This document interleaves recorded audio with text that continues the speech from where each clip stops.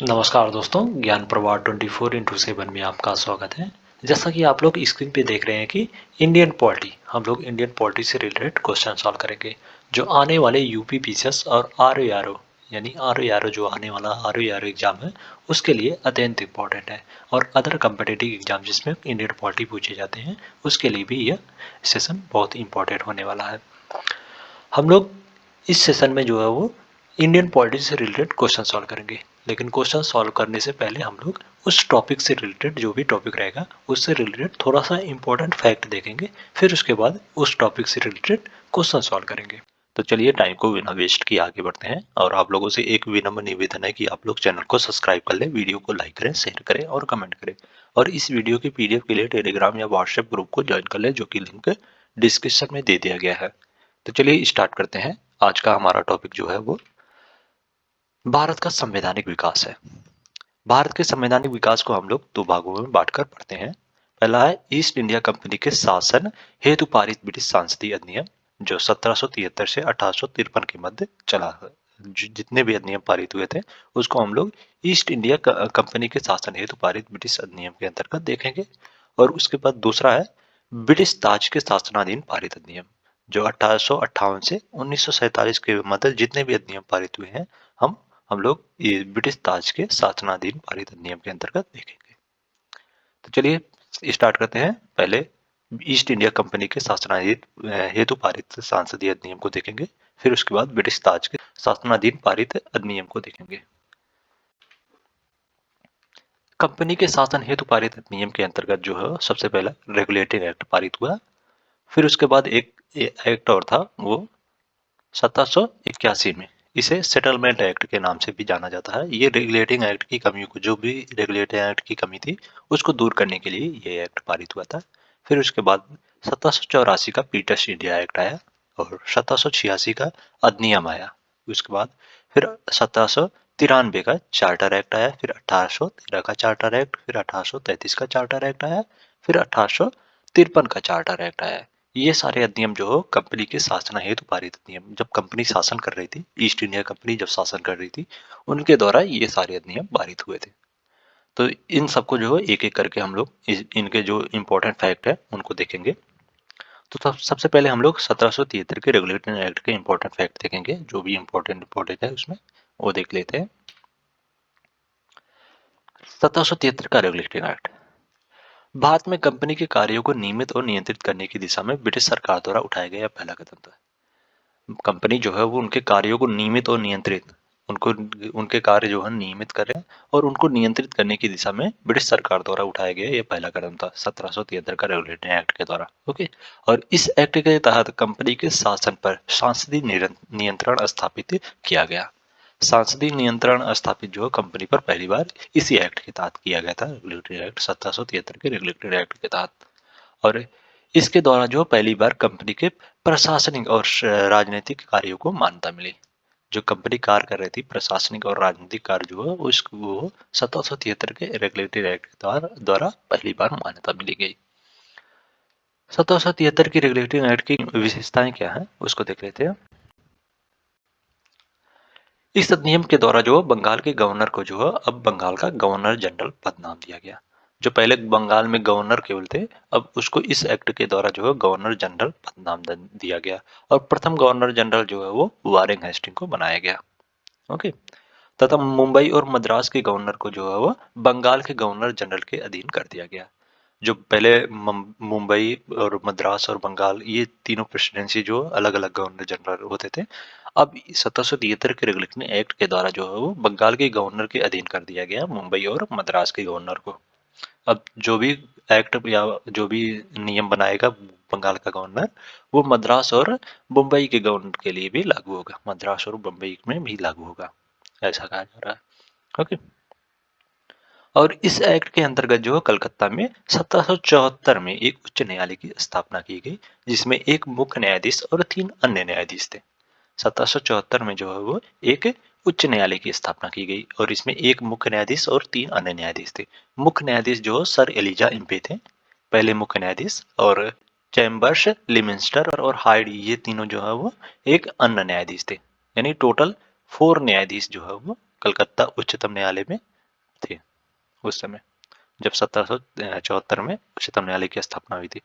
और इसकी स्थापना जो रेगुलेटिंग एक्ट के तहत हुई थी, 1773 के रेगुलेटिंग एक्ट के तहत। और 1773 के रेगुलेटिंग एक्ट में एक और प्रावधान किया गया कि कंपनी है उसके कर्मचारियों को निजी व्यापार करने और भारतीयों को उपहार लेने से प्रतिबंध कर दिया गया। भारतीयों से उपहार लेना और निजी व्यापार करना जो कंपनी के कर्मचारियों को प्रतिबंध कर दिया गया, उसको मना कर दिया गया कि आप लोग निजी व्यापार नहीं कर सकेंगे और भारतीयों से उपहार नहीं लेंगे। फिर उसके बाद आता है, इस अधिनियम के द्वारा जो है ब्रिटिश सरकार की बोर्ड ऑफ डायरेक्टर के माध्यम से कंपनी पर नियंत्रण सशक्त हो गया। ब्रिटिश सरकार की बोर्ड ऑफ डायरेक्टर के माध्यम से जो कंपनी पर नियंत्रण सशक्त कर दिया गया 1773 के रेगुलेटरी एक्ट के तहत। ये थे कुछ इंपॉर्टेंट फैक्ट जो 1773 के रेगुलेटरी एक्ट से संबंधित है।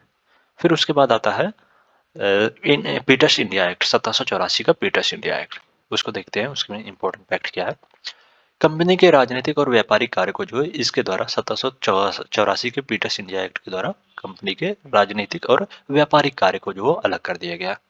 राजनीतिक कार्य के लिए जो बोर्ड ऑफ डायरेक्टर का गठन किया गया और व्यापारिक मामले के लिए व्यापारिक कार्य के लिए बोर्ड ऑफ डायरेक्टर का गठन किया गया। ये दो डायरेक्टर का गठन किया गया 1784 के पीटर्स इंडिया एक्ट के तहत। बोर्ड ऑफ कंट्रोल जो राजनीतिक मामला देखता था और बोर्ड ऑफ डायरेक्टर जो व्यापारिक मामला देखता था। ओके, ये थे कुछ इंपॉर्टेंट फैक्ट जो 1784 के पीटर्स इंडिया एक्ट से संबंधित है। फिर उसके बाद आएगा 1793 का चार्टर एक्ट। 1793 सॉरी एक और अधिनियम है 1786 का अधिनियम, ये थोड़ा सा मतलब वैसे ही। इसके द्वारा जो गवर्नर जनरल को विशेष परिस्थिति में उनके परिषद के निर्णय को निरस्त करने और लागू करने का अधिकार प्रदान किया गया। 1786 के अधिनियम के द्वारा जो गवर्नर जनरल की विशेष परिस्थिति में, गवर्नर जनरल को विशेष परिस्थिति में अपने परिषद के निर्णय जो 4 सदस्यीय परिषद बना था 1773 के रेगुलेटरी एक्ट के तहत गवर्नर जनरल का, उनके परिषद के निर्णय को निरस्त करने अथवा लागू करने का जो है अधिकार दिया गया गवर्नर जनरल को पहली बार इस अधिनियम के तहत। और सबसे पहला गवर्नर जनरल जो यह अधिकार जो प्राप्त किया वो लॉर्ड कॉर्नवालिस था। और गवर्नर जनरल को जो सेनापति अथवा कमांडर इन चीफ का पद दिया गया, ये भी जो लॉर्ड कॉर्नवालिस को सबसे पहले ये शक्ति मिली थी। ये दोनों शक्तियां जो सबसे पहले लॉर्ड कॉर्नवालिस को मिली थी। ओके, उसके बाद आता है 1793 का चार्टर एक्ट।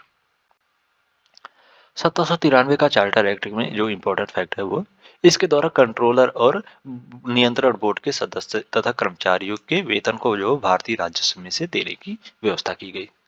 जो कंपनी के कंट्रोलर और नियंत्रण बोर्ड के जो भी सदस्य थे, उनके जो भी सदस्य या कर्मचारी थे, उनके वेतन को जो भारतीय राजस्व में से देने की व्यवस्था जो सबसे पहले चार्टर एक्ट 1793 के चार्टर एक्ट में किया गया था। ओके, यह प्रावधान। उसके बाद दूसरा फैक्ट ये है कि इसमें लॉर्ड कॉर्नवालिस को दी गई जो काउंसिल के निर्णय को निरस्त करने अथवा लागू करने की शक्ति को भविष्य के सभी गवर्नर एवं प्रेसिडेंसी के गवर्नर तक विस्तारित कर दिया गया। जो लॉर्ड कॉर्नवालिस को ये दो शक्तियां जो मिली थी, ये दोनों शक्तियां, ये पहली वाली शक्तियां जो मिली थी, उसको जो है वो अब भविष्य के गवर्नर जनरल को, जो भी अब भविष्य में गवर्नर जनरल होंगे या प्रेसिडेंसी के गवर्नर जनरल को दे दिया गया ये शक्तियां। ओके, ऐसा बोला जा रहा है इसमें। पहले ये केवल गवर्नर जनरल लॉर्ड कॉर्नवालिस को दी गई थी ये शक्तियां, पहले सबसे पहले लॉर्ड कॉर्नवालिस को दी गई थी, लेकिन अब ये भविष्य के गवर्नर जनरल को भी ये शक्तियां मिल गई हैं। ओके, तो उसके बाद आएगा 1813 का चार्टर एक्ट। 1813 का चार्टर एक्ट में क्या इंपॉर्टेंट फैक्ट है, इस अधिनियम के तहत कंपनी का भारत के साथ व्यापार करने के एकाधिकार को जो समाप्त कर दिया गया, परंतु चीन के साथ और पूर्वी देशों के साथ चाय के व्यापार पर जो एकाधिकार बना रहा और कुछ सीमाओं के अधीन जो सभी ब्रिटिश नागरिकों के लिए भारत के साथ व्यापार खोल दिए गए, परंतु चीन के साथ और पूर्वी देशों के साथ चाय के व्यापार का पर एकाधिकार जो बना रहा। और इस एक्ट के द्वारा जो पहली बार भारतीयों को शिक्षा पर प्रति वर्ष 1 लाख रुपए खर्च करने का उपबंध किया गया। पहली बार जो इस एक्ट के द्वारा भारतीयों पर से 1 लाख प्रति वर्ष 1 लाख रुपए जो शिक्षा पर खर्च करने का उपबंध किया गया। और जो 1813 से पहले ईसाई पादरियों को भारत में आने की अनुमति नहीं थी, इस एक्ट के द्वारा जो ईसाई पादरियों को आज्ञा प्राप्त करके भारत आने की अनुमति प्राप्त हो गई। ओके, ये थे कुछ इंपॉर्टेंट फैक्ट 1813 के चार्टर एक्ट के से संबंधित। फिर आएगा 1833 का चार्टर एक्ट। इस एक्ट के द्वारा जो बंगाल के गवर्नर जनरल को संपूर्ण भारत का गवर्नर जनरल बना दिया गया। ओके, जो पहले बंगाल का गवर्नर जनरल था उसको अब संपूर्ण भारत का गवर्नर जनरल बना दिया गया। बंगाल का गवर्नर जनरल को अब संपूर्ण भारत का गवर्नर जनरल बना दिया गया। और प्रथम गवर्नर जनरल जो भारत का प्रथम गवर्नर जनरल बना वो विलियम बेंटिक बना। ओके, विलियम बेंटिक जो प्रथम गवर्नर जनरल बने। और 1833 के चार्टर एक्ट के द्वारा जो है वो कंपनी के व्यापारिक एकाधिकार को जो पूर्णतः समाप्त कर दिया गया। जो 1813 के चार्टर एक्ट में चाय चीन के साथ और चाय के पूर्वी देशों के चाय के साथ व्यापार एकाधिकार जो बना था, अब उसको 1833 के चार्टर एक्ट के द्वारा उसको भी समाप्त कर दिया गया। और अब जो है कंपनी का कार्य ब्रिटिश सरकार की ओर से मात्र भारत पर शासन करना रह गया था। और इसी एक्ट के द्वारा जो 1773 के रेगुलेटरी एक्ट के द्वारा जो मद्रास और बम्बई के प्रेसिडेंसियों को बंगाल के अधीन कर दिया गया था, उसको अब जो अलग कर दिया गया। अब वो मद्रास और बम्बई के प्रेसिडेंसी जो है वो अपना अलग विधि निर्माण अब कर सकेंगे, ऐसा इस अधिनियम के अंतर्गत कहा गया है। ओके, और इस एक्ट की धारा 87 के अनुसार कोई भी भारतीय जो केवल धर्म, जन्मस्थान, वंश और वर्ण के आधार पर जो सरकारी सेवाओं के लिए अयोग्य नहीं समझाया जाएगा, ऐसा इस प्रावधान में, इस एक्ट में यह प्रावधान किया गया है। ओके, और गवर्नर जनरल की परिषद में एक कानूनी सदस्य यानी चौथे सदस्य का कानूनी सदस्य एक चौथे सदस्य को शामिल किया गया है। गवर्नर जनरल की परिषद में एक कानूनी सदस्य को शामिल किया गया है। और इस एक्ट के तहत जो 7% गवर्नर जनरल को पूरे भारत के लिए कानून बनाने का अधिकार प्रदान किया गया। जो भी अब गवर्नर जनरल कानून बनाएगा वो पूरे भारत के लिए लागू होगा, ऐसा इस एक्ट में कहा जा रहा है। ओके, गवर्नर जनरल जो संपूर्ण पूरे भारत के लिए कानून बनाने का अधिकार प्राप्त कर दिया गया। और इस एक्ट में नियुक्तियों के लिए योग्यता संबंधित मानदंड अपनाकर भेदभाव को समाप्त किया गया। अब जो भी नियुक्तियां होंगी उसको कोई एक मानदंड अपनाकर जो भेदभाव समाप्त कर दिया गया है इसके तहत 1833 के चार्टर एक्ट के तहत। ओके, उसके बाद आएगा 1853 का चार्टर एक्ट।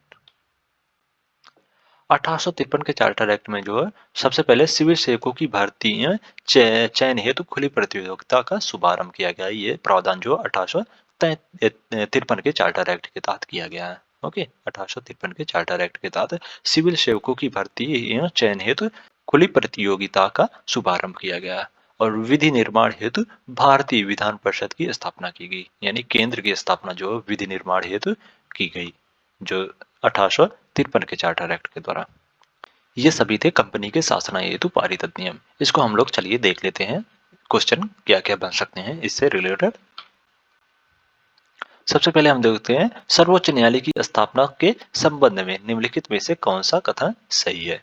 पहला कथन है कलकत्ता में सर्वोच्च न्यायालय की स्थापना 1773 के रेगुलेटरी एक्ट के द्वारा की गई थी। जी बिल्कुल सही है, कलकत्ता में सर्वोच्च न्यायालय की स्थापना जो 1773 के रेगुलेटरी एक्ट के तहत की गई थी, तो इसका जो कथन एक है वो सही हो जाएगा। ओके, लेमेंस्टर इस न्यायालय के प्रथम मुख्य न्यायाधीश थे। लेमेंस्टर थे, लेमेस्टर जो है इस न्यायालय के प्रथम मुख्य न्यायाधीश नहीं बल्कि सर एलिजा इम्पे थे। एलिजा इम्पे, एलिजा इम्पे थे। ओके, तो इस प्रकार जो कथन दो है वो गलत हो जाएगा, तो इसमें केवल एक सही है, तो इस प्रकार जो ऑप्शन ए है वो सही हो जाएगा। इसमें ये दीजिए इंग्लिश में भी हम लोग प्रोवाइड कर रहे हैं। ओके, दोनों बाई लैंग्वेज में। नेक्स्ट क्वेश्चन है सूची 1 को सूची 2 से सुमेलित कीजिए और सूचियों के नीचे दिए गए कूट से सही उत्तर का चयन कीजिए। सूची 1, नियंत्रण परिषद की स्थापना। नियंत्रण परिषद यानी board of controller, board of controller की स्थापना किस एक्ट के द्वारा की गई थी? पीटर्स इंडिया एक्ट के द्वारा जो 1784 के द्वारा इसकी स्थापना की गई थी नियंत्रण परिषद की स्थापना। तो इस प्रकार ए का 2 से सुमेलित हो जाएगा। सर्वोच्च न्यायालय की स्थापना, सर्वोच्च न्यायालय की स्थापना जो 1773 के रेगुलेटरी एक्ट के द्वारा की गई थी या नियामक अधिनियम के द्वारा 1773 के नियामक अधिनियम के द्वारा की गई थी। तो इस प्रकार बी का 1 से सुमेलित हो जाएगा। और इंग्लिश मिशनरियों को भारत में कार्य करने की अनुमति कब मिली थी? यानी जो ईसाई पादरी थे उनको भारत में कार्य करने की अनुमति जो है 1813 के चार्टर एक्ट के द्वारा मिली थी या अनुमति। तो इसका जो ऑप्शन सी है वो 3 से सुमेलित हो जाएगा। ओके, और गवर्नर जनरल की परिषद में कानूनी सदस्य की नियुक्ति। गवर्नर जनरल जो था उसकी परिषद में एक कानूनी सदस्य यानी चौथे सदस्य की नियुक्ति जो है वो चार्टर अधिनियम 1833 में यह प्रावधान किया गया था। तो इस प्रकार डी का 4 से सम्मिलित हो जाएगा। तो इसमें 2 1 3 4 2 1 3 4, तो इसका जो ऑप्शन बी है वो सही हो जाएगा इसमें। नेक्स्ट क्वेश्चन है, निम्नलिखित में से किससे या किसने या कर लो या किसने भारत में अंग्रेजी शिक्षा की नींव पड़ी। पहला 1813 का चार्टर एक्ट, दूसरा general committee of public instruction 1823 और तीसरा है प्राच्यविद और आंग्लविद विवाद। नीचे दिए गए कोड का प्रयोग कर सही उत्तर चुनिए। ईस्ट इंडिया कंपनी ने ओरिएंटल शिक्षा की प्रचलित प्रणाली को जो हतोत्साहित किया। जो ओरिएंटल शिक्षा जो पहले प्रचलित थी भारत में, उसको जो है ईस्ट इंडिया कंपनी ने हतोत्साहित किया और पश्चिमी शिक्षा और अंग्रेजी भाषा को बढ़ावा दिया। 1800 चार्टर के एक्ट के द्वारा जो है वो भारत में शिक्षा के प्रसार के लिए प्रतिवर्ष 1 लाख रुपए खर्च करने का प्रावधान किया गया और 1823 ईस्वी में general committee of public instruction का गठन किया गया, जिसकी जिम्मेदारी जो शिक्षा के लिए 1 लाख रुपए देनी थी। जो general committee of public instruction 1823 बना, उसकी जिम्मेदारी जो थी वो प्रतिवर्ष 1 लाख रुपए देने की थी। ओके, और 1813 के चार्टर एक्ट में यह कहा गया कि भारत में शिक्षा के प्रसार के लिए प्रतिवर्ष 1 लाख रुपए खर्च करने का प्रावधान किया गया और ये खर्च जो 1 लाख रुपया था वो उसकी जिम्मेदारी थी, यह general committee of public instruction की जिम्मेदारी थी कि वो ये पैसा दे 1 लाख रुपए। तो इस प्रकार इसमें 1 और 2 दोनों कथन जो है वो अंग्रेजी शिक्षा की नींव पढ़ने के लिए जिम्मेदार है। और प्राच्यविद और आंग्लविद विवाद ये भी जो अंग्रेजी शिक्षा को प्रभावित किया, जहां तक प्रोत्साहित किया। तो इसका जो कथन 3 है वो भी सही है। तो इसमें तीनों कथन जो है सही है अंग्रेजी शिक्षा की नींव पढ़ने के संबंध में। तो इस प्रकार जो ऑप्शन डी है वो सही हो जाएगा इसमें। नेक्स्ट क्वेश्चन है, किस अधिनियम के द्वारा ब्रिटिश संसद में चाय और चीन के साथ व्यापार को छोड़कर ईस्ट इंडिया कंपनी के भारत के साथ व्यापारिक एकाधिकार को समाप्त कर दिया गया। चाय और चीन के साथ व्यापार को छोड़कर ईस्ट इंडिया कंपनी के भारत के साथ व्यापारिक एकाधिकार को समाप्त कर दिया गया किस अधिनियम के तहत? ये जो है चार्टर अधिनियम 1813 के तहत यह प्रावधान किया गया था। तो इस प्रकार जो ऑप्शन ए है वो सही हो जाएगा इसमें। नेक्स्ट क्वेश्चन है, अब आ जाएगा ब्रिटिश ताज के शासनाधीन पारित अधिनियम। ब्रिटिश ताज के शासनाधीन पारित जो जो अधिनियम है उनको हम लोग देखेंगे। सबसे पहले ब्रिटिश ताज के अधीन शासनाधीन पारित जो अधिनियम थे वो 1858 का भारत शासन अधिनियम था। फिर उसके बाद भारत परिषद अधिनियम 1861 था। फिर भारत परिषद अधिनियम 1892, भारत परिषद अधिनियम 1909 और भारत शासन अधिनियम 1919, भारत शासन अधिनियम 1935 और भारतीय स्वतंत्रता अधिनियम 1947। ये सभी अधिनियम जो है वो ब्रिटिश ताज के शासनाधीन पारित हुए थे, यानी ब्रिटिश ताज के द्वारा पारित हुए थे, ब्रिटिश सरकार के द्वारा पारित हुए थे ये सारे अधिनियम। तो सबसे पहले हम लोग 1858 का भारत शासन अधिनियम की बात कर लेते हैं, उसके इंपॉर्टेंट फैक्ट को देखेंगे।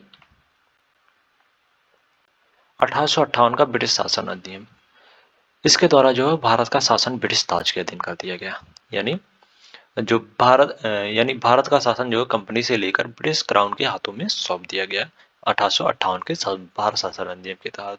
ओके, और गवर्नर जनरल को अब भारत का वायसराय कहा जाने लगा। जो पहले भारत का गवर्नर जनरल था अब उसको वायसराय कहा जाने लगा 1858 के भारत शासन अधिनियम के द्वारा ऐसा प्रावधान किया गया। और प्रथम वायसराय जो है वो लॉर्ड कैनिंग बने, लॉर्ड कैनिंग थे। ओके, और इसके द्वारा भारत के राज सचिव पद का सृजन किया गया, एक पद और सृजन किया गया, राज सचिव का पद सृजन किया गया और उसकी सहायता के लिए जो 15 सदस्यीय परिषद के गठन का प्रावधान किया गया। जो ब्रिटेन में राज सचिव होगा उसकी सहायता के लिए जो 15 सदस्यीय परिषद के गठन का प्रावधान किया गया 1858 के भारत शासन अधिनियम के अंतर्गत। ओके, जो राज सचिव की सहायता के लिए 15 सदस्य परिषद का गठन किया गया था, उनमें से 8 सदस्य जो है वो 8 सदस्य ब्रिटिश सरकार के द्वारा नामित होंगे और 7 सदस्य जो है कंपनी के निर्देशक द्वारा नामित होंगे। ओके, ये 8 सदस्य ब्रिटिश सरकार के द्वारा और 7 सदस्य जो है कंपनी के निर्देशक मंडल के द्वारा चुने जाएंगे, ऐसा प्रावधान किया गया था। ओके, और इस अधिनियम के द्वारा 1858 के भारत शासन अधिनियम के द्वारा जो है वो बोर्ड ऑफ डायरेक्टर और बोर्ड ऑफ कंट्रोलर को समाप्त कर दिया गया। जो पीटर्स इंडिया एक्ट 1784 में बोर्ड ऑफ डायरेक्टर और बोर्ड ऑफ कंट्रोलर का गठन किया गया था, उसको अब जो इस अधिनियम के द्वारा समाप्त कर दिया गया। ओके। और भारत में शासन संचालन के लिए ब्रिटिश मंत्रिमंडल में एक सदस्य के रूप में भारत के राज सचिव का सृजन किया गया था। उसके बाद आएगा 1861 का भारत परिषद अधिनियम। 1861 का भारत परिषद अधिनियम, इसके द्वारा जो कानून बनाने की प्रक्रिया में भारतीय प्रतिनिधियों को शामिल करने की शुरुआत की गई। कानून बनाने, जो कानून बनेगा उसमें भारतीय प्रतिनिधि को शामिल करने की शुरुआत जो 1861 के भारत परिषद अधिनियम के अंतर्गत किया गया था। और इस अधिनियम में वायसराय को जो आपातकाल में अध्यादेश जारी करने के लिए अधिकृत किया, जो अधिकतम 6 माह की अवधि तक प्रभावी रहेगा। जो आपातकाल लगाएगा वायसराय, वो अधिकतम 6 माह के लिए प्रभावी रहेगा। ऐसा भारत परिषद अधिनियम 1861 में ऐसा प्रावधान किया गया है। इसके बाद आएगा 1892 का भारत परिषद अधिनियम। 1892 का भारत परिषद अधिनियम में, इस अधिनियम के माध्यम से केंद्र एवं प्रांतीय विधान परिषदों में अतिरिक्त सदस्यों की संख्या जो बढ़ा दी गई। केंद्रीय और प्रांतीय विधान परिषदों में जो है वो अतिरिक्त सदस्यों की संख्या जो बढ़ा दी गई 1892 के भारत परिषद अधिनियम के अंतर्गत। और केंद्रीय विधान परिषद के सदस्य, भारतीय सदस्य को जो है वार्षिक बजट पर बहस करने तथा सरकार से 6 दिन पूर्व नोटिस पर प्रश्न पूछने का अधिकार दिया गया। जो केंद्रीय विधान परिषद के भारतीय सदस्य थे, उनको बजट पर बहस करने और सरकार से 6 दिन की पूर्व नोटिस पर प्रश्न पूछने का अधिकार जो है वो 1892 के भारत परिषद अधिनियम के अंतर्गत यह प्रावधान किया गया। परंतु पूरक प्रश्न पूछने और मतदान का अधिकार जो है इनको अभी तक नहीं मिला। पूरक प्रश्न पूछने और मतदान का अधिकार जो है इनको नहीं मिला, जो केंद्रीय विधान परिषद के भारतीय सदस्य हैं, जो बजट पर बहस कर रहे थे, करने का अधिकार मिला।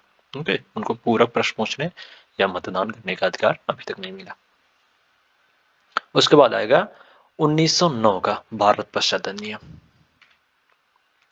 1909 के भारत परिषद अधिनियम में, इसे जो है मार्ले मिंटो सुधार के नाम से भी जाना जाता है। 1909 के भारत परिषद अधिनियम को जो है मार्ले मिंटो सुधार के नाम से भी जाना जाता है। और इस अधिनियम के द्वारा भारतीयों को विधि निर्माण और प्रशासन दोनों में प्रतिनिधित्व प्रदान किया गया। विधि निर्माण और प्रशासन जो है वो दोनों में भारतीयों को प्रतिनिधित्व प्रदान किया गया 1909 के भारत परिषद अधिनियम के तहत। ओके। और इसमें पृथक निर्वाचन के आधार पर मुसलमानों के लिए सांप्रदायिक प्रतिनिधित्व का प्रावधान किया गया। सांप्रदायिक प्रतिनिधित्व का प्रावधान जो पहली बार 1909 के भारत परिषद अधिनियम में मुसलमानों को दिया गया। ओके। और इसके तहत वायसराय की कार्यकारी परिषद में भारतीयों को पहली बार शामिल किया गया। वायसराय की कार्यकारी परिषद जो है वो उसमें पहली बार भारतीयों को शामिल किया गया 1909 के भारत परिषद अधिनियम के तहत। और प्रथम भारतीय सदस्य जो बने वो सत्येंद्र प्रसाद सिन्हा बने। वायसराय की कार्यकारी परिषद में शामिल होने वाले प्रथम भारतीय सदस्य जो थे वो सत्येंद्र प्रसाद सिन्हा थे। ओके। और केंद्रीय विधान परिषद के सदस्यों को जो अब इसमें पूरक प्रश्न पूछने का अधिकार दे दिया गया, जो पहले यह 1893 के चार्टर एक्ट में यह प्रावधान नहीं था। केवल 6 दिन की पूर्व नोटिस पर, देखो 6 दिन की पूर्व नोटिस पर प्रश्न पूछने का अधिकार था बजट पर, और पूरक प्रश्न पूछने का अधिकार नहीं था। उसे जो है वो 1909 के भारत परिषद अधिनियम के अंतर्गत इसको यह प्रावधान दिया गया। ओके। फिर उसके बाद आएगा 1919 का भारत शासन अधिनियम। 1919 के भारत शासन अधिनियम को जो है मांटेगू चेम्सफोर्ड सुधार के नाम से भी जाना जाता है। मांटेगू जो है वो उस समय भारत सचिव थे और चेम्सफोर्ड जो है वायसराय थे भारत के। ओके। और इसके द्वारा पहली बार प्रत्यक्ष चुनाव प्रणाली अपनाई गई। 1919 के भारत शासन अधिनियम के द्वारा जो पहली बार प्रत्यक्ष चुनाव प्रणाली अपनाई गई। सांप्रदायिक आधार पर निर्वाचन प्रणाली का विस्तार हुआ है। जो पहले सांप्रदायिक आधार पर केवल मुसलमानों को दिया गया था सांप्रदायिक आधार पर निर्वाचन का प्रावधान, अब उसको जो है उसका विस्तार कर दिया गया। अब जो सिखों, भारतीय ईसाइयों, आंग्ल भारतीयों और यूरोपियों के लिए भी खोल लागू कर दिया गया सांप्रदायिक आधार पर निर्वाचन प्रणाली। ओके। और इस अधिनियम के द्वारा जो पहली बार केंद्र में द्विसदनीय व्यवस्था स्थापित हुई। केंद्र में द्विसदनीय व्यवस्था जो पहली बार इस अधिनियम के द्वारा 1919 के भारत शासन अधिनियम के द्वारा स्थापित हुई थी। प्रांतीय विषयों को 2 भाग में आरक्षित और हस्तांतरित विषय में बांटा गया। 1919 के भारत शासन अधिनियम के द्वारा जो है प्रांतीय विषय को जो आरक्षित और हस्तांतरित विषय में बांटा गया था।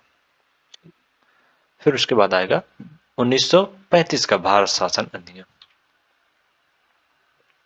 1935 के भारत शासन अधिनियम की विशेषता जो है वो इसके द्वारा सर्वप्रथम भारत में संघात्मक सरकार की स्थापना की गई।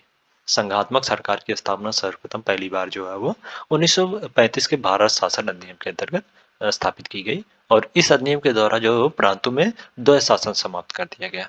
प्रांतों में द्वैध शासन जो है समाप्त कर दिया गया। इसमें 1919 में जो है प्रांतों में द्वैध शासन लगाया गया था। प्रांतों में द्वैध शासन लगाया गया था। ओके, द्वैध शासन प्रांतों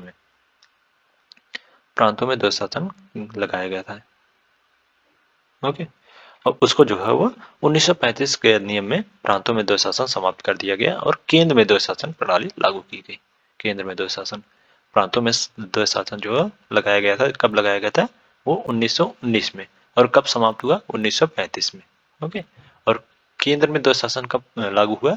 वो 1935 में लागू हुआ। ओके, सांप्रदायिक निर्वाचन प्रणाली का विस्तार करते हुए दलित जातियों, महिलाओं और श्रमिकों को इसमें शामिल किया गया। सांप्रदायिक निर्वाचन प्रणाली का एक बार फिर से विस्तार हुआ। अब ये जो जहां पहले मुसलमानों, सिख, आंग्ल मुस्लिम, ईसाई, भारतीय ईसाई और यूरोपियों के लिए सांप्रदायिक निर्वाचन प्रणाली को लागू किया गया था, अब वो ये जो है वो दलित जातियों, महिलाओं और श्रमिकों को भी इसमें शामिल कर दिया गया सांप्रदायिक निर्वाचन प्रणाली के अंतर्गत। ओके, 1935 के भारत शासन अधिनियम के अंतर्गत। और इस अधिनियम के तहत जो है 1937 में संघीय न्यायालय की स्थापना हुई। ये इंपॉर्टेंट है। ओके, संघीय न्यायालय की स्थापना जो है 1937 में पहली बार हुई थी। 1935 के भारत शासन अधिनियम के अंतर्गत स्थापित की गई थी। और इस अधिनियम के द्वारा जो बर्मा को ब्रिटिश भारत से अलग कर दिया गया तथा दो नए प्रांत सिंध और उड़ीसा का निर्माण हुआ।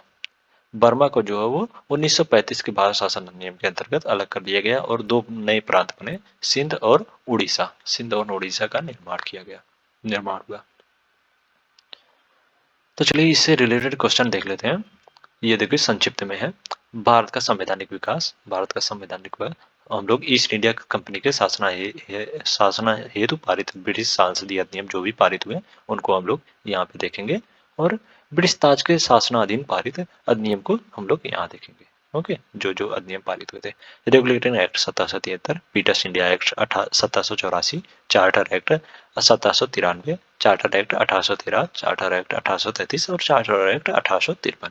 ये एक्ट जो है वो कंपनी के द्वारा, ईस्ट इंडिया कंपनी के द्वारा पारित किए गए थे। और ब्रिटिश ताज यानी ब्रिटिश सरकार के द्वारा कौन कौन से अधिनियम पारित किए गए थे? भारत शासन अधिनियम 1898, भारत परिषद अधिनियम 1861, भारत परिषद अधिनियम 1892 और भारत परिषद अधिनियम 1909 और भारत शासन अधिनियम 1919, भारत शासन अधिनियम 1935, अगस्त प्रस्ताव 1940, क्रिस्ट प्रस्ताव 1942 और कैबिनेट मिशन 1946 और माउंट बेटन योजना 1947। ये सारे अधिनियम जो हो ब्रिटिश ताज के अधीन पारित हुए थे।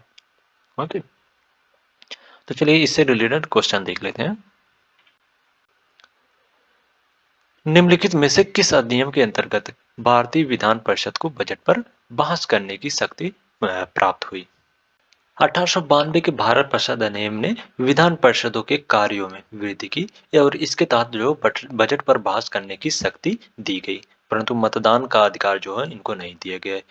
इस अधिनियम के तहत जो 6 दिन की पूर्व नोटिस पर कार्यपालिका से प्रश्न पूछने की अनुमति दी गई, किंतु पूरक प्रश्न पूछने की अनुमति नहीं दी गई थी, जो भारत परिषद नियम 1892 के तहत यह प्रावधान किया गया था। तो इस प्रकार जो ऑप्शन बी है वो सही हो जाएगा इसमें। नेक्स्ट क्वेश्चन है, ब्रिटिश भारत में सांप्रदायिक प्रतिनिधित्व की व्यवस्था निम्नलिखित में से किस अधिनियम के द्वारा की गई थी? ब्रिटिश भारत में सांप्रदायिक प्रतिनिधित्व की व्यवस्था जो है वो मार्ले मेंटो सुधार अधिनियम 1909 के द्वारा की गई थी। सांप्रदायिक प्रतिनिधित्व की व्यवस्था सर्वप्रथम जो है वो मार्ले मेंटो सुधार अधिनियम 1909 के द्वारा की गई थी। तो इस प्रकार जो ऑप्शन बी है वो सही हो जाएगा इसमें। नेक्स्ट क्वेश्चन है, निम्नलिखित में से किस एक अधिनियम द्वारा भारत में संघीय न्यायालय की स्थापना की गई थी? संघीय न्यायालय की स्थापना जो है किस अधिनियम के द्वारा की गई थी, यह पूछा जा रहा है। संघीय न्यायालय की स्थापना जो है वो भारत शासन अधिनियम 1935 के द्वारा की गई थी, 1935 के द्वारा। ओके, संघीय न्यायालय की स्थापना की गई थी 1937 में, 1937 में संघीय न्यायालय की स्थापना हुई थी। ओके, संघीय न्यायालय की स्थापना जो है 1937 में हुई थी। तो इसमें जो ऑप्शन डी है वो सही हो जाएगा, उपयुक्त में से कोई नहीं। नेक्स्ट क्वेश्चन है, केंद्र में द्वैध शासन किस अधिनियम के अंतर्गत स्थापित किया गया? केंद्र में द्वैध शासन जो है भारत शासन अधिनियम 1935 के द्वारा स्थापित किया गया था। तो इसका जो ऑप्शन सी है वो सही हो जाएगा। और प्रांतों में द्वैध शासन, प्रांतों में द्वैध शासन, प्रांतों में द्वैध शासन जो है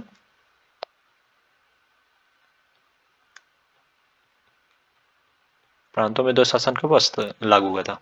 प्रांतों में द्वैध शासन जो है 1919 के भारत शासन अधिनियम के अंतर्गत लागू हुआ था।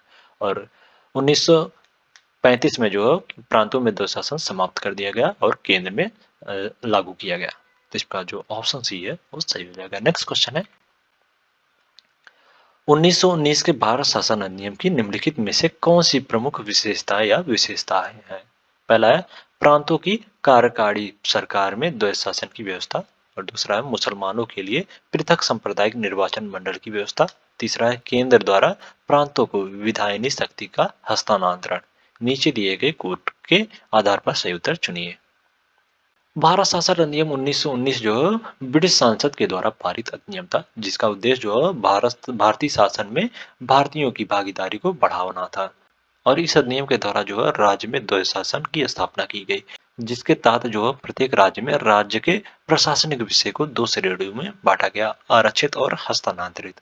आरक्षित विषय जो प्रांतीय गवर्नर तथा उसकी कार्यकारी परिषद के तहत रखा गया, जबकि हस्तांतरित विषय का उत्तरदायित्व जो है वो प्रांतीय विधायिका के प्रति उत्तरदायी मंत्रियों को सौंपा गया। और साथ ही केंद्र और प्रांतों के मध्य भी शक्तियों का बंटवारा संघीय और प्रांतीय विषयों के रूप में किया गया।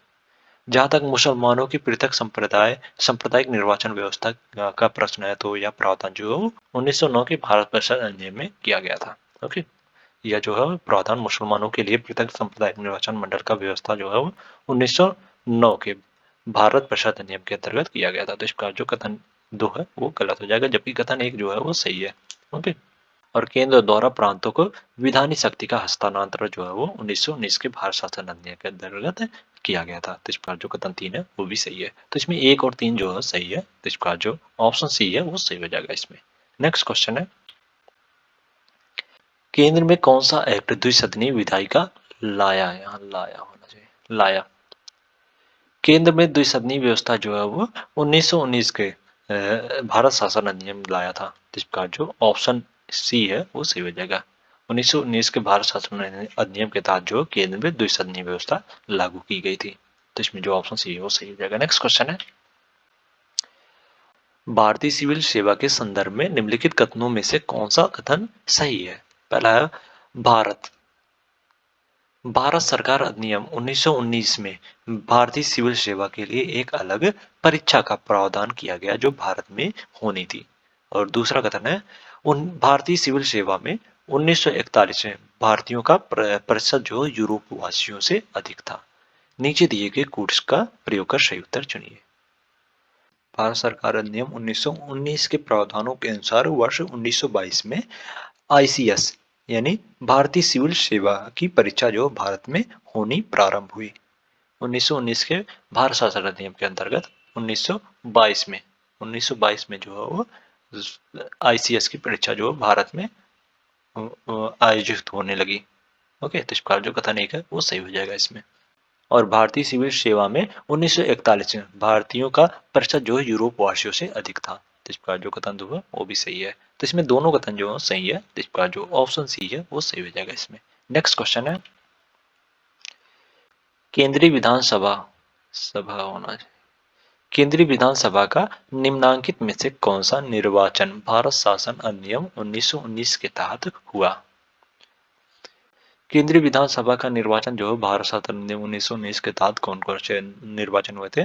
वो है 1926 का निर्वाचन और 1945 का निर्वाचन जो भारत शासन अधिनियम 1919 के तहत हुआ था। इस प्रकार इसमें ए और सी जो है वो सही हो जाएगा। तो इस प्रकार जो ऑप्शन सी है वो सही हो जाएगा। 1935 का निर्वाचन जो है वो भारत शासन अधिनियम 1935 के तहत हुआ था। ओके, तो इसमें जो ऑप्शन सी है वो सही हो जाएगा। नेक्स्ट क्वेश्चन है, राष्ट्रपति की अध्यादेश निर्गत करने की शक्ति प्रेरित है। राष्ट्रपति की अध्यादेश निर्गत करने की शक्ति जो है वो भारत शासन अधिनियम 1935 से प्रेरित है। तो इसका जो ऑप्शन बी है वो सही हो जाएगा। नेक्स्ट क्वेश्चन है, निम्नलिखित में से किस अधिनियम द्वारा संवैधानिक निरंकुशता का सिद्धांत प्रवृत्त की गई? संवैधानिक निरंकुशता का सिद्धांत जो भारत शासन अधिनियम 1935 द्वारा प्रवृत्त की गई। तो इसका जो ऑप्शन सी है वो सही हो जाएगा। 1935 के भारत शासन अधिनियम के अंतर्गत जो है वो संघ की स्थापना, संघीय न्यायालय की स्थापना, केंद्र और राज्यों के मध्य शक्तियों का विभाजन आदि की व्यवस्था की गई थी। तो इसमें जो ऑप्शन सी है वो सही हो जाएगा। नेक्स्ट क्वेश्चन है, निम्नलिखित में से एक भारत सरकार अधिनियम 1935 की मुख्य विशेषताओं में से नहीं है। ऑप्शन ए है, इस अधिनियम में अखिल भारतीय महासंघ का प्रावधान था। जी बिल्कुल सही है, अखिल भारतीय महासंघ का प्रावधान जो भारत शासन अधिनियम 1935 में यह प्रावधान किया गया था। अवशिष्ट विषय प्रांतीय विधायिकाओं को आवंटित किए गए थे। अवशिष्ट विषय जो प्रांतीय विधायिकाओं को नहीं बल्कि गवर्नर जनरल को आवंटित किए गए थे। गवर्नर जनरल को, गवर्नर जनरल को,